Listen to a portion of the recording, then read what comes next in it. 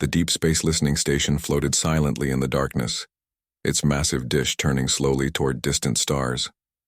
Dr. Jiho Park sat at his workstation, watching waves of data flow across his screens. It was another quiet night shift at Sol Station, humanity's most advanced communication post. Jiho had been searching for alien signals for 15 years. Most nights brought nothing but cosmic noise and the chatter of human ships. Tonight felt different. The computer made a soft beep, and Jiho looked up from his coffee. "What do we have here?" he said to himself. The signal was strange. It came from deep space, far beyond any human colony.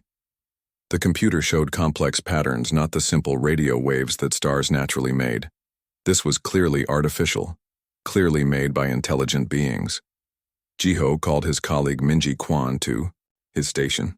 She worked the night shift too, handling the station's quantum decoders.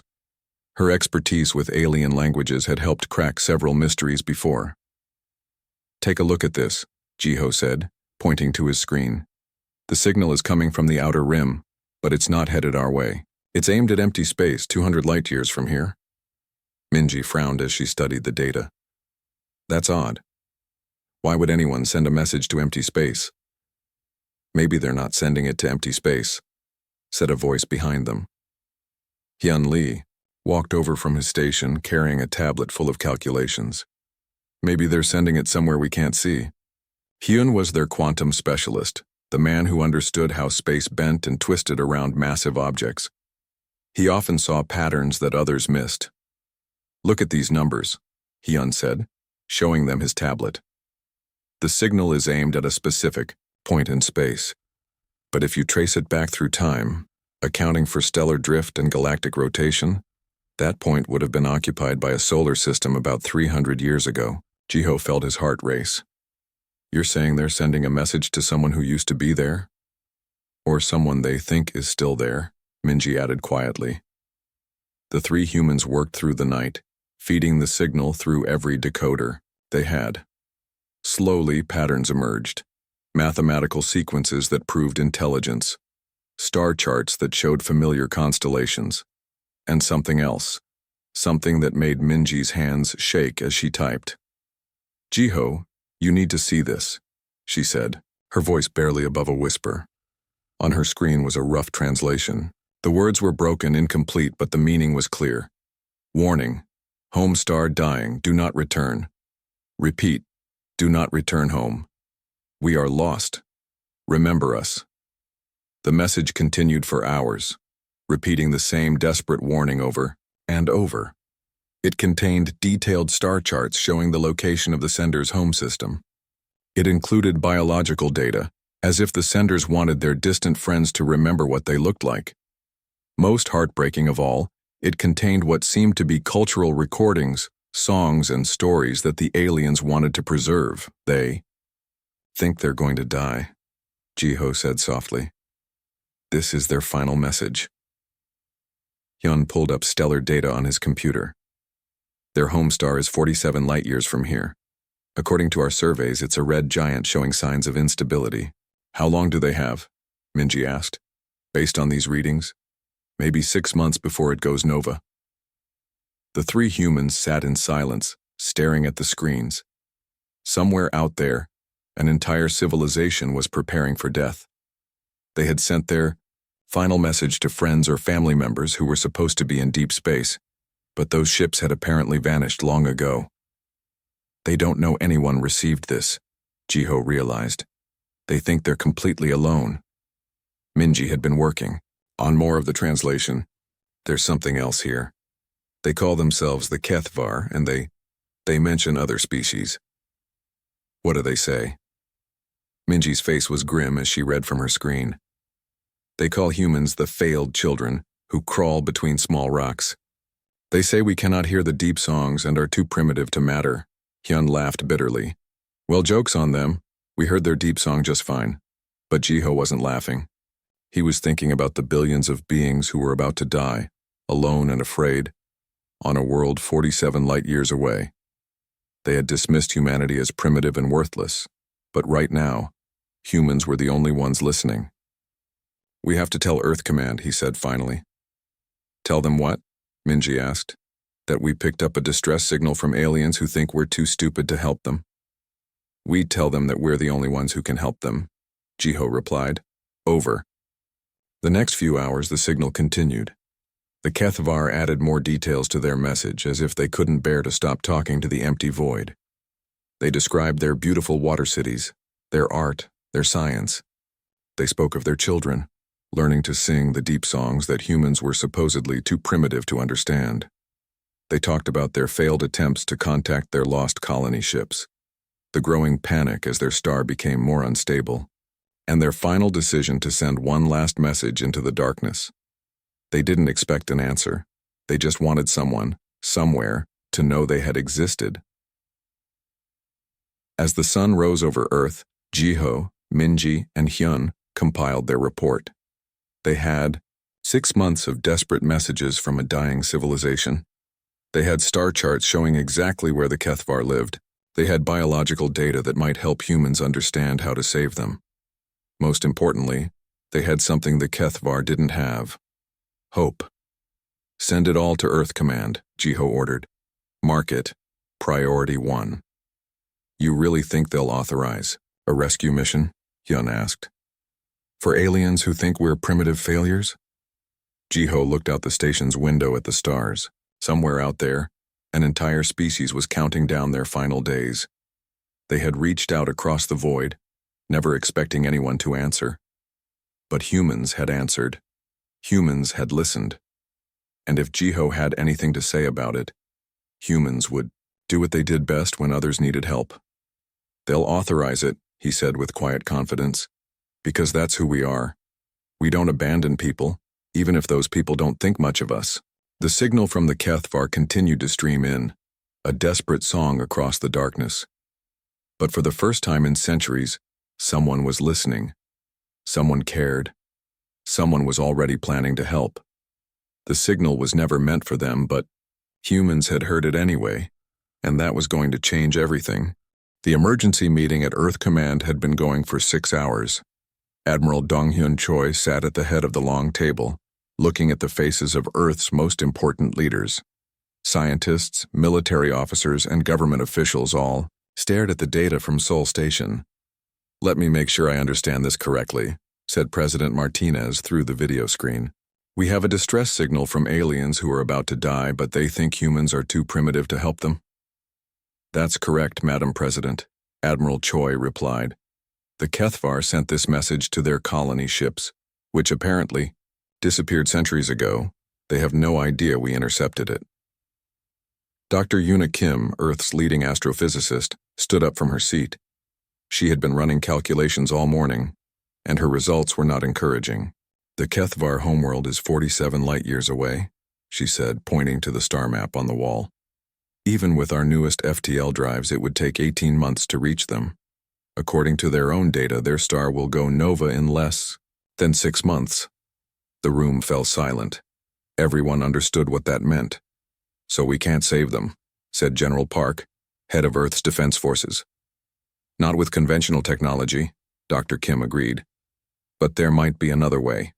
She pressed a button, and the wall screen showed technical diagrams that most people in the room couldn't understand, but they all recognized the name at the top: Project Quantum Tunnel.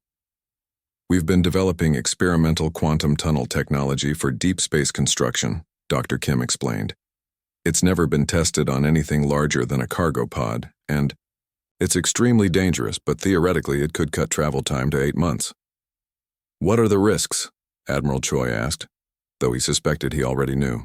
Computer models show a 77% chance of complete mission failure, Dr. Kim said quietly. The quantum fields could collapse, destroying any ship that tries to use them, or they could work perfectly and tear the ship apart anyway. Engineer. Taehoon Jung had been quiet until now. He was in charge of Earth's largest construction vessels, massive ships designed to build space stations and orbital habitats. Now he spoke up with a crazy idea. What if we convert the Eternal Builder? He said. She's our biggest construction ship, designed to carry entire prefab cities. We could strip out the construction equipment and turn her into an arc ship. An ARC ship? Admiral Choi asked. A refugee ship, Tae-hoon explained. Big enough to carry the entire Kethvar population, assuming they're not too much larger than humans. The Eternal Builder could hold maybe 50,000 people in emergency conditions. Dr. Kim was already shaking her head. The quantum tunnel system wasn't designed for anything that large. The power requirements alone would be enormous. But it's possible, the Admiral pressed. Theoretically possible, she admitted. But we'd be risking the lives of everyone on the ship, and we'd only have one chance. If the quantum tunnel fails, there's no rescue mission for the rescue mission. While the leaders argued about technical possibilities, linguist So-hee Bai was working on a different problem. She had been studying the Kethvar language all night, and what she found made her heart ache. The Kethvar messages weren't just warnings to their lost colony ships. They were also conversations among themselves, recorded and transmitted as if they wanted the universe to remember how they had lived. So-hee had translated hours of these conversations. The Kethvar talked about their beautiful underwater cities, their art that used sound and water pressure instead of paint and stone. They spoke of their children learning to sing the deep songs that allowed communication across vast distances. But what hurt most were the casual references to other species. The Kethvar knew about humans, and they clearly thought humanity was a failed experiment in intelligence. They call us the crawling rock children, So-hee reported to the meeting. They say we scurry between dead worlds and cannot hear the deep songs. To them, we're like smart animals, clever enough to use tools but not really sapient. And yet we're the ones who heard their message, Admiral Choi said grimly. Yes, sir.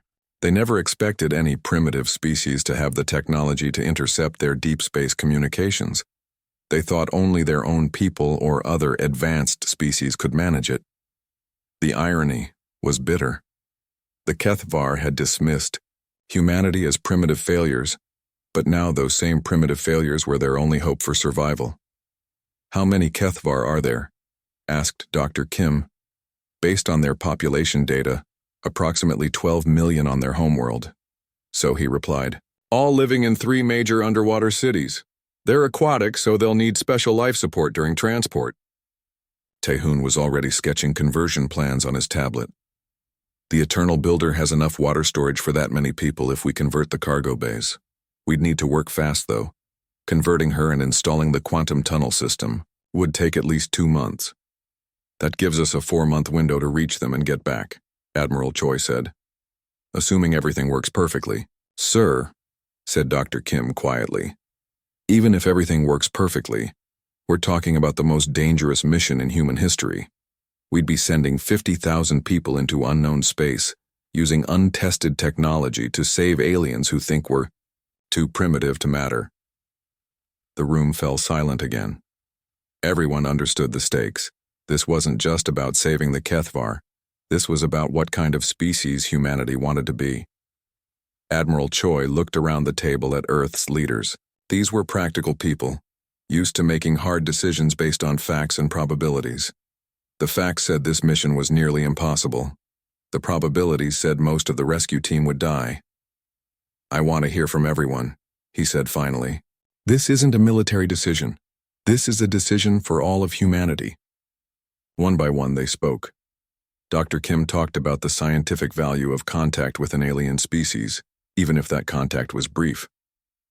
General Park discussed the strategic implications of showing the galaxy that humans would risk everything to help others. President Martinez spoke about humanity's moral obligations to those in need, but it was So-hee who said what everyone was thinking.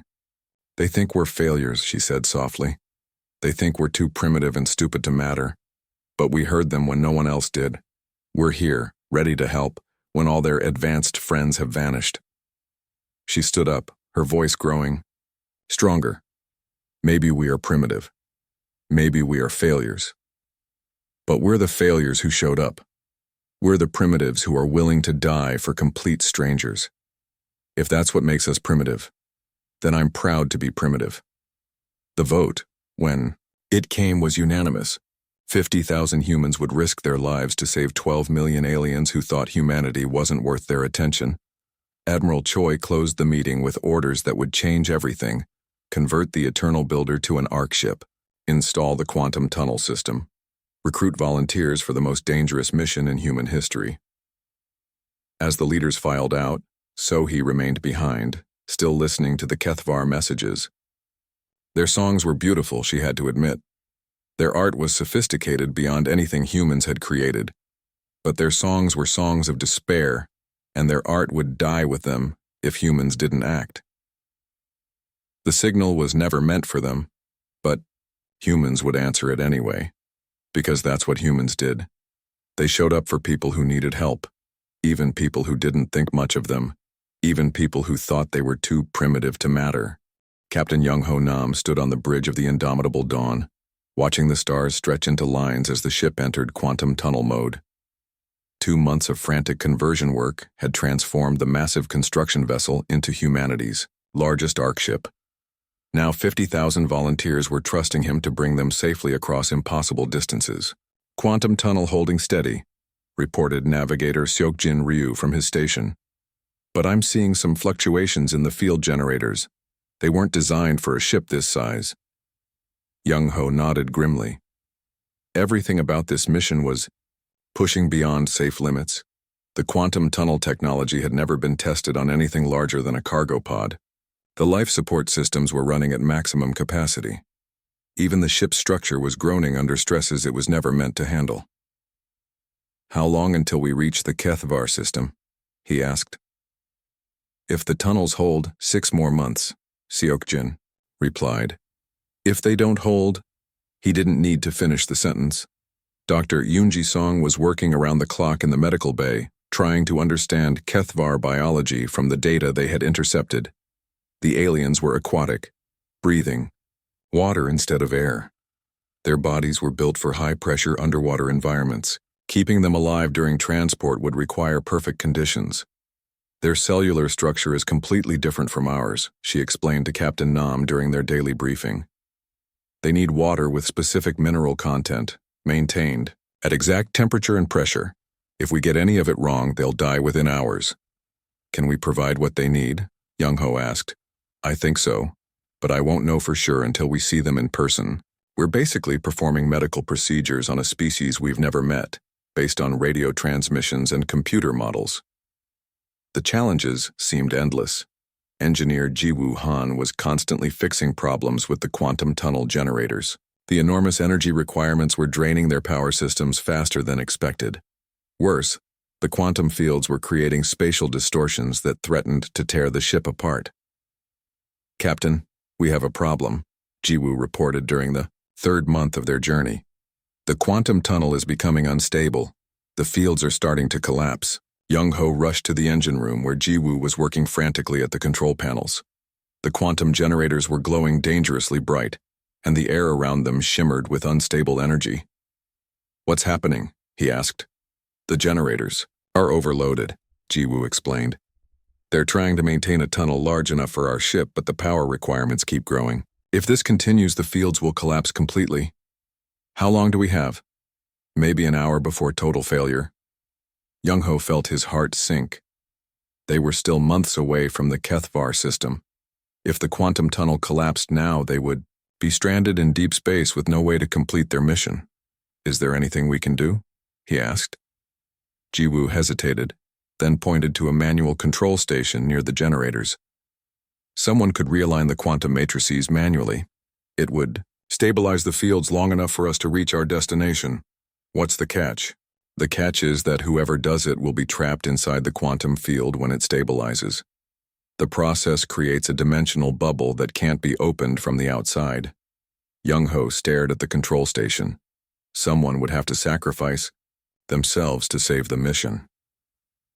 "I'll do it," Jiwoo said quietly. "It's my job to maintain the engines." Jiwoo, "No, there has to be another way." "There isn't, Captain, and we both know it." Before Young-Ho could stop her, Jiwoo walked to the manual control station. She began the realignment process, her hands moving quickly over the complex controls. The quantum generators responded immediately, their dangerous glow settling into a steady rhythm. "Jiwoo, get out of there," Young-Ho shouted, but it was too late. The quantum field snapped into perfect alignment, creating a stable bubble around the control station. Ji-woo was trapped inside, visible but unreachable. She pressed her hand against the barrier and smiled sadly at her captain. The sacrifice saved the mission, but it cost them one of their best engineers. The crew held a memorial service as they continued their journey through quantum space, knowing that Ji-woo's death would be meaningless if they failed to reach the HFY in time. Chief Science Officer Kyungmin Lim made another disturbing discovery during the 4th month of their journey. He had been studying the HFY system's astronomical data, trying to understand why their star was becoming unstable. "Captain, this isn't natural stellar evolution," he reported. "Something is actively destabilizing their star." "What do you mean?" Young-ho asked. Kyungmin showed him computer models of the HFY star. "Look at these energy patterns. The star is being bombarded with exotic particles that are disrupting its fusion processes. This isn't age or natural instability, this is artificial. Someone is trying to destroy their star? Not someone. Something. I think it's an automated weapon, probably left behind by an extinct civilization. It's designed to identify unworthy species and eliminate them." The implications were terrifying. The HFY weren't just facing natural disaster. They were being murdered by an ancient machine that had decided they didn't deserve to live. Cultural attaché Sun Woo-an spent weeks studying the weapon's energy signatures, comparing them to patterns in human mythology and ancient records. What he found chilled him to the bone. The weapon scans civilizations and judges them based on specific criteria, he explained to the senior staff. It looks for species that demonstrate stellar fire, the ability to harness the power of stars themselves. "And the HFY don't qualify?" asked Dr. Song. "They're aquatic," Sun Woo replied. "Their entire culture is based on water, on flowing and adapting. The weapon's programming considers them cold and unworthy because they don't show the aggressive fire-based characteristics it's looking for." "What about humans?" Captain Nam asked quietly. Sun Woo smiled grimly. "Humans might actually qualify. We use fire, we harness stellar energy, we're aggressive enough to cross impossible distances to fight ancient weapons. The irony is that the primitive humans might be judged worthy, while the advanced HFY are condemned." As they approached the HFY system, the crew of the Indomitable Dawn prepared for the most complex rescue operation in history. They would have to evacuate 12 million aquatic aliens while fighting an ancient stellar weapon that considered their charges unworthy of life. The quantum tunnel finally deposited them at the edge of the HFY system, exactly 8 months after leaving Earth. The crew cheered as real stars appeared on their screens instead of the twisted light of quantum space. But their celebration was short-lived. The HFY star was already showing signs of final instability. Massive solar flares erupted from its surface, and the space around it crawled with the energy signatures of the ancient weapon. "How long do we have?" Young-ho asked. Kyungmin checked his instruments. "Based on current deterioration rates, maybe 2 weeks before the star goes nova. 2 weeks to evacuate 12 million aliens and destroy a weapon that had been eliminating civilizations for millions of years. It should have been impossible, but humans had already done several impossible things on this mission. They had built an arc ship in 2 months. They had crossed 47 light-years using untested technology. They had lost friends and kept going anyway. "All hands, this is the captain," Young-ho announced over the ship's communication system. "We've reached the HFY system. The aliens we came to save are dying down there, murdered by an ancient weapon that thinks they're not worthy of life." He paused, looking out at the distant star that was already beginning to die. "The weapon might be right about one thing, though. This isn't about worthiness. This is about what we choose to do when others need help. We came here because we heard a signal that was never meant for us. Now we're going to answer it, no matter what some ancient machine thinks about any of us. The signal was never meant for them, but humans had heard it anyway. Now they would prove that sometimes the best answer to a cry for help comes from the most unexpected source."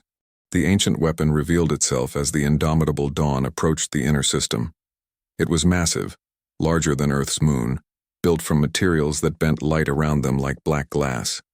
Its surface crawled with energy patterns that hurt to look at directly. Captain Young-Ho Nam stared at the thing that had been murdering civilizations for millions of years. On his screens, he could see the Kethvar homeworld, a beautiful blue planet covered in vast oceans.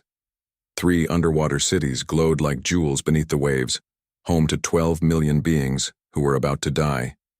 "Incoming transmission," reported Communications Officer Minji Park. "It's coming from the weapon." On screen, the bridge filled with a voice that seemed to speak directly into their minds rather than through their ears. It was ancient beyond measure, cold as deep space, and absolutely certain of its own authority. "Unknown vessels, you approach a system under judgment. The aquatic inhabitants have been found unworthy. They lack the fire of stars. They will be cleansed. Depart immediately or face the same judgment." Young-Ho stood up from his captain's chair, facing the thing that thought it could decide who lived and who died. "This is Captain Young-Ho Nam of the Earth vessel Indomitable Dawn. We're here to evacuate the Kethvar people. We're not leaving without them. Impossible. Your species is unknown to our database. Submit to scanning for worthiness evaluation." Before Young-Ho could respond, beams of energy swept over his ship. The crew felt strange sensations, as if something was looking deep into their minds and souls. The scanning lasted for several minutes, then stopped. "Curious. You are the species designated stellar fire children by the subjects, yet you demonstrate characteristics of worthiness. You harness stellar energies. You travel between stars. You show aggression in defense of others. You will be tested." "Tested how?" Young-Ho asked. 3 trials will determine if you possess true stellar fire. Command of fire. Demonstrate mastery over stellar forces. Unity of purpose. Coordinate your efforts beyond individual survival. Sacrifice of self. Prove willingness to die for others. Succeed, and you may attempt to save the unworthy ones. Fail, and all will be cleansed together. The weapon's energy patterns shifted, and suddenly the Kethvar star began pulsing with dangerous rhythms. Solar flares erupted in precise patterns, creating a maze of deadly radiation that blocked access to the planet. "That's our first trial," realized Chief Science Officer Kyungmin Lim. "We have to control their star." Stellar engineer Minho Kang was already working at his station, studying the star's new behavior. "The weapon is using magnetic field generators to manipulate solar output. If I can match those fields with our own quantum resonators, I might be able to counter them." "Might?" asked Captain Nam. "Sir, I'm trying to play chess with a star. Might is the best I can offer." Minho worked frantically, using human quantum technology to create artificial magnetic fields around the Kethvar star. It was like trying to calm a raging giant with whispered words. The star fought back, sending massive flares toward the human ship, but slowly, carefully, Minho began to win. He matched the star's rhythm, then gradually changed it. The deadly maze of radiation shifted, creating safe passages toward the planet below. "Adequate," the weapon acknowledged. "You demonstrate crude mastery over stellar forces. Second trial begins now." The space around the Kethvar system filled with new energy patterns. Every human ship, the Indomitable Dawn and her escort vessels, suddenly found their navigation systems failing. Quantum fields fluctuated wildly, threatening to tear the ships apart. "What's happening?" shouted Navigator Seokjin Ryu. "It's forcing us to work together," realized Communications Officer Woojin Shin. "Look at the patterns. If we can synchronize our quantum fields perfectly, we can create a stable wormhole directly to the planet's surface." The problem was that perfect synchronization required every ship to work as a single unit. One mistake, one moment of poor coordination, and all 847 ships would be destroyed simultaneously. Woojin took charge of the coordination effort, speaking constantly to captains throughout the fleet. Vector 77 Mark II. Adjust quantum phase by 0.03. Hold steady. Steady now. The human fleet moved like a single organism, their quantum fields linking and amplifying each other. It was the largest coordinated space operation in human history, performed under impossible conditions with no room for error. The wormhole opened, creating a stable passage through space-time directly to the Kethvar planet. The ancient weapon seemed almost surprised by their success. Impressive. Your species demonstrates unity beyond individual survival. Final trial begins now. The weapon's energy patterns changed again, focusing on a massive structure at the center of its bulk. Captain Nam could see what looked like a reactor core, protected by layers of deadly radiation and defensive systems. One of your number must enter our core and manually destroy our primary systems. This action will result in certain death for the volunteer, but will disable our weapon permanently. Choose now. You have 1 hour before we complete cleansing of the unworthy ones. The bridge fell silent. Everyone understood what the weapon was demanding. Someone had to die, and their death would be meaningless unless the mission succeeded. "I'll go," said Captain Nam immediately. "No, sir," interrupted Engineering Officer Guyon No. She was the youngest member of the senior staff, barely 25 years old, with a husband and infant daughter waiting on Earth. "This is an engineering problem. I'm the best qualified to handle their systems. Guyon, you have a family. Let someone else, Captain, with respect, we all have families. But I'm the one with the technical knowledge to do this right. If someone else tries and fails, all of our families die when their star goes nova." Young-ho wanted to argue, but he knew she was right. The weapon's core would be filled with alien technology that only an expert engineer could understand quickly. "Enough to matter. Are you sure about this?" he asked quietly. Guyon nodded, her young face set with determination. "I heard the Kethvar messages too, sir. They have children down there, learning to sing their deep songs. Those children deserve a chance to grow up, even if their parents think we're too primitive to matter." As Guyon prepared for her suicide mission, the rest of the fleet began evacuating the Kethvar. The aliens were shocked to discover that the Yaib, crawling rock children had not only heard their message, but crossed impossible distances to save them. The evacuation proceeded frantically. 12 million aquatic aliens had to be lifted from their underwater cities and transported to ships designed for air-breathing humans. Dr. Yoonji Song worked miracles, converting cargo bays into massive aquariums that could keep the Kethvar alive during transport. But even as the evacuation continued, everyone knew it would be meaningless if Guyon failed. The ancient weapon would complete its cleansing, destroying the star and everything around it. Guyon's small shuttle approached the weapon's core through a maze of defensive energy beams. Her ship was barely large enough for one person, packed with explosive charges and computer viruses designed to disable alien systems. "I'm inside the outer defenses," she reported over the radio. "The radiation levels are, well, they're not good. I estimate I have maybe 10 minutes before it kills me." "Make them count," Captain Nam replied, his voice tight with emotion. Guyon worked quickly, planting charges at critical points while uploading computer viruses into the weapon's control systems. The ancient machine fought back, sending defensive programs to stop her. But human cyber warfare techniques were unlike anything it had encountered before. "Charges placed," she reported. "Uploading final virus package now. This should disable their primary systems permanently. Guyon, get out of there. You've done enough." "Negative, sir. I need to make sure the charges detonate properly. Besides, the radiation has already done its work. I'm not making it home anyway." Her words were calm, professional, but everyone could hear the sadness underneath. She was 25 years old, and she was dying alone in the heart of an alien weapon, millions of miles from her family. "Tell my husband I love him," she said quietly. "Tell my daughter that Mommy went to help some friends who were in trouble." The charges detonated simultaneously, sending shockwaves through the ancient weapons core systems. The computer viruses spread through its network, corrupting millions of years of accumulated data. The thing that had murdered countless civilizations shuddered and began to die. "Impossible," it broadcast, its voice now broken and distorted. "You possess true stellar fire. Not the fire of stars themselves, but the fire of sacrifice, of compassion. We were wrong about worthiness."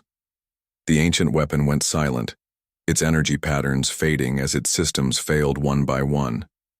The Kethvar star began to stabilize, the artificial flares dying away as the stellar manipulation systems shut down. Guion No had saved an entire species with her sacrifice. The signal that was never meant for humanity had been answered by a young engineer who would never see her daughter grow up. But 12 million Kethvar would live, and they would remember the human who died to save them. The weapon had demanded proof of stellar fire, and humanity had shown them something better, the fire of love for strangers. 6 months later, Captain Young Ho Nam stood on the bridge of a very different ship.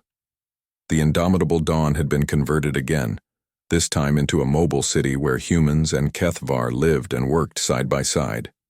Outside the windows, 3 new worlds sparkled like jewels in the light of a stable yellow star. The rescue mission had succeeded beyond anyone's dreams. All 12 million Kethvar had been evacuated safely and relocated to a perfect system with 3 water worlds.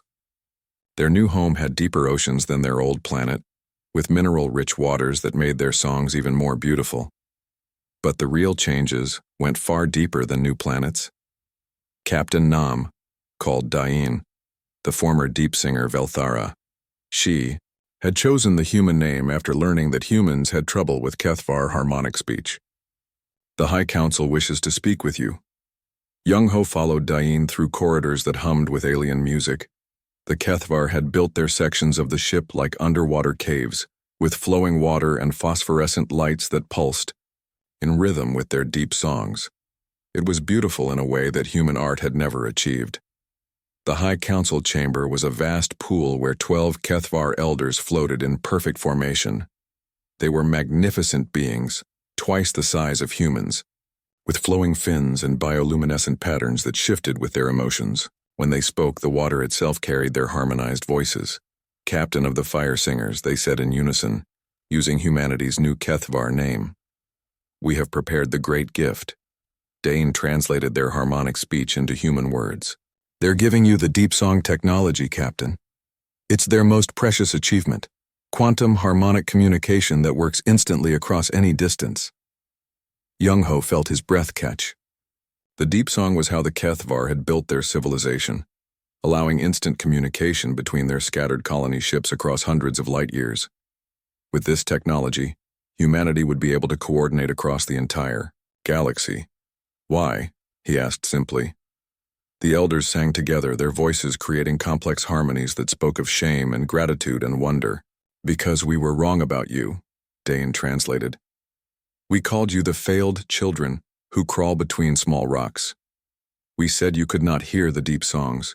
We were foolish and proud.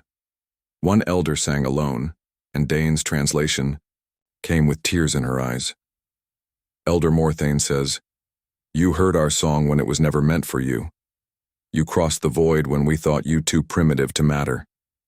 Young Gaian, who burns bright, died for strangers who had dismissed her people as failures.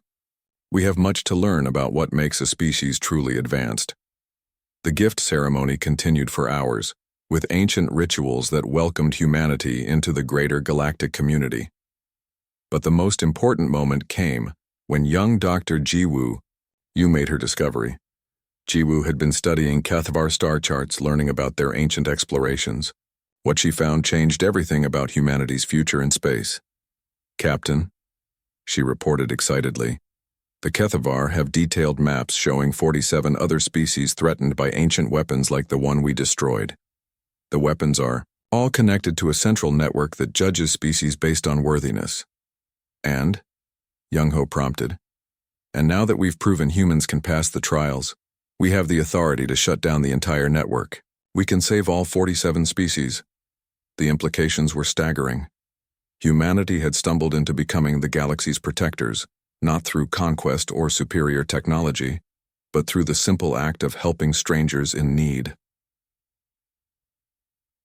Ambassador Sun Ho Kim was already working with Kethvar diplomats to establish the Stellar Rescue Compact, a joint organization dedicated to saving endangered species throughout the galaxy.